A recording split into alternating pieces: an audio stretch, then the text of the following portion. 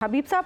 Formation commanders conference میں یہ جو فیصلہ کیا گیا ہے، سب سے پہلے تو اس کی امپورٹنس کیا ہے؟ یہ جو فارمیشن کمانڈرز کی کانفرنس ہے، اس میں وہ لوگ شامل ہوتے ہیں مسلح افواج کے جو اعلیٰ آفسرز ہیں اور براہ راست جو دفاع کے لیے اسٹریٹجی بنانے کے ذمہ دار ہیں. یعنی اس میں چیف آف آرمی اسٹاف ظاہر ہے وہ تو سپہ سالار ہیں، ان کے ساتھ کور کمانڈرز جو لیفٹیننٹ جنرلز ہیں، پرنسپل اسٹاف آفسرز جو مختلف قسم کے جو فوج کے دیگر امور ہیں، اسلحے کے اور ٹریننگ کے، اور وہ دیکھتے ہیں. اور اس کے ساتھ ساتھ وہ تمام میجر جنرلز جو کسی نہ کسی کمانڈ پوسٹ پہ کہیں ڈویژن کو کسی کو عام طور پہ میجر جنرل کمانڈ کر رہے ہوتے ہیں، تو میجر جنرل صاحبان بھی اس میں شامل ہوتے ہیں. تو گویا یہ مسلح افواج کا، پاکستان کی ملٹری کا سب سے بڑا ادارہ ہے جو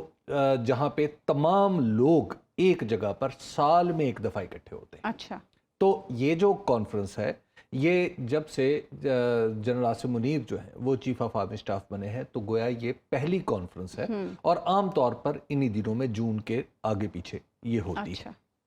تو یہاں پر جو دیے گئی ہدایات، یہاں پر طے کیے گئے معاملات، اور یہاں پر جو بتائی گئی باتیں ہیں، وہ پھر آئندہ ایک سال کے لیے آپ انہیں کہہ سکتے ہیں کہ وہ فوج کے کی پالیسی کے طور پر سامنے آتی. ٹھیک. تو اس میں بھی، اس پریس ریلیز کے بھی دو حصے ہیں. ایک حصہ آپ نے جو پڑھ کے بتایا ہے وہ ہے ہمارے اندرونی معاملات کے بارے میں، اور اگر آپ اس کو انگریزی کی پریس ریلیز پڑھیں جو کہ آفیشلی جاری کی گئی ہے، تو اس میں پہلا حصہ ہمیشہ کی طرح فوج کی تیاریوں کے بارے میں کہ فوج آپریشنلی تیار ہے. اور مجھے آج یہ ایک فقرہ پڑھ کے بہت ہی خوشی ہوئی کہ فوج کے اندر بتایا گیا اس پریس ریلیز کے مطابق کہ جو نئی ٹیکنالوجی ہے اس کو بھی ہم دفاع کا حصہ بنا رہے ہیں. گویا وقت کے ساتھ ساتھ ہم اپنی دفاعی صلاحیتیں بھی بڑھاتے چلے جا رہے ہیں، اور اب اس میں جدید ترین جو کچھ بھی دستیاب ہے، ظاہر ہے اس کی ڈیٹیلز تو سامنے نہیں اور بتائی بھی نہیں جانی چاہیے، تو وہ بھی ہم اس میں دیکھ رہے ہیں کہ وہ اضافے جو کہ وقت اور حالات کا تقاضا بھی ہے. حالات کا تقاضا. اور میرا خیال ہے کہ ہمیں اپنی فوج کو، وہ جسے کہا جاتا ہے نا، ہمیں اپنے گھوڑے تیار رکھنے چاہیے ہر وقت، تو ان کو بہتر سے بہتر بناتے رہنا چاہیے. تو لہٰذا آپریشنل تیاریوں کے بارے میں اور پریپیئرڈنس کے حوالے سے بھی ہمیں ایک قابل اطمینان چیز سننے کو ملی. اچھا، آج دوسری بات اس کا ہے جو اس کا ہمارے اندرونی معاملات سے تعلق ہے. عام طور پر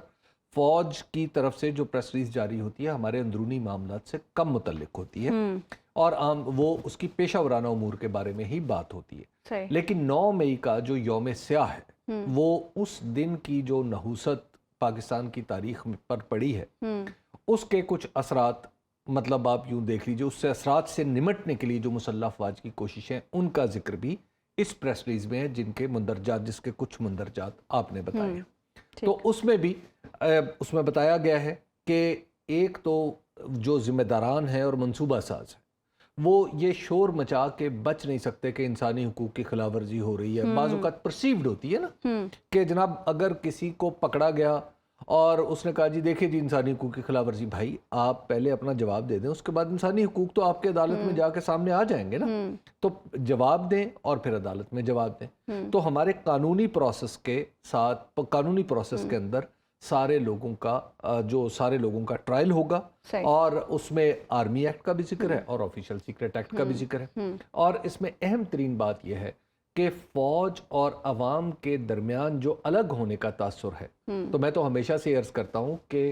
فوج اور عوام یہ کوئی الگ الگ وجود نہیں ہے، بلکہ بالکل ایسے ہی ہیں کہ ایک وجود کا ایک ہاتھ ہے، ایک بازو شمشیر زن ہے، اور ایک شخصیت ہے. تو لہٰذا ان کے درمیان جو علیحدگی کا تاثر دیا جا رہا ہے، وہ بھی آج پاک فوج کی طرف سے جو جاری کردہ پریس ریلیز ہے، اس نے مکمل طور پر اس کا قلع قمع کر دیا ہے. اور تیسرا امپورٹنٹ نکتہ اس میں کہ جو ہمارے، میرا خیال ہے کہ اس پریس ریلیز سے جو ہمارے خلاف پروپیگنڈا بالخصوص بھارت میں ہو رہا تھا، یا دنیا کے مختلف ملکوں میں بیٹھے بعض عاقبت ناندیش جو لوگ ہیں، وہ جو کرتے ہیں، دشمن ہیں یا دشمنوں کے ہاتھوں میں کھیل رہے ہیں، ان کے پروپیگنڈے کا بھی توڑ ہوا ہے. اچھا حبیب صاحب، موجودہ حالات میں اس وقت جو ہم دیکھ رہے ہیں 9 مئی کے بعد سے جو ہمارے خاص طور پر پولیٹیکل سچویشن ہے، پھر دوسرے بھی جو حالات ہیں، یہ فیصلہ کتنا ضروری تھا اور اس کا امپیکٹ کیا ہوگا؟ اس کا ایک تو یہ ہے کہ پہلا جو 9 مئی کا تاثر دنیا میں دیا گیا، وہ نہایت گھناؤنا تاثر تھا. وہ یہ تھا کہ شاید فوج اور عوام ایک دوسرے کے خلاف کھڑے ہو گئے, ٹھیک ہے نا. تو ایک تو ہمیں اس دن کے واقعات جب ہوئے الحمدللہ ثم الحمدللہ کہ اس دن یہ کیفیت نہیں تھی کہ عوام اور فوج آمنے سامنے تھے. فوج نے جو ریسٹرینٹ کا ثبوت دیا کہ کسی بھی حتیٰ کہ جناح ہاؤس بڑی سینسٹیو جگہ ہے, وہاں پر بھی کسی نے حملہ کیا تو گولی نہیں چلی آگے سے. تو یہ ایک امپورٹنٹ چیز تھی کہ جس نے اس تاثر کو ابتدا میں ہی ختم کر دیا کہ یہ فوج اور عوام کی لڑائی ہے, نمبر 1. اور یہ تاثر بالخصوص ہمارے جو پڑوسی اور ہمارا ازلی دشمن ہے وہاں پر دیا جا رہا تھا, یا دنیا کے بعض دوسرے جو ہمارے ممالک ہیں وہاں پہ یہ تاثر کریٹ ہو رہا تھا. تو ایک تو یہ کہ جب آپ قانون کے ذریعے ایسے عناصر سے نمٹنے کی بات کرتے ہیں تو اس کا مطلب یہ ہے کہ یہ معاملہ کوئی ایسا نہیں ہے کہ ایک تحریک خدا نخواستہ پاکستان کے کسی ادارے کے خلاف موجود ہے. تو یہ تاثر کا قلقمہ ہو جاتا ہے جب آپ یہ کہتے ہیں, جب ہم یہ کہتے ہیں کہ جو بھی ہوگا وہ دستور کے تابع بنے ہوئے قوانین کے مطابق ہوگا, اور وہ قوانین کوئی آج نہیں بنائے گئے, پہلے سے بنے ہوئے ہیں, ٹھیک ہے نا, کہ مخصوص قوانین بنائے جائیں. تو یہ ایک بڑا ہی امپورٹنٹ جو ہے وہ دنیا کے بہت ساری جو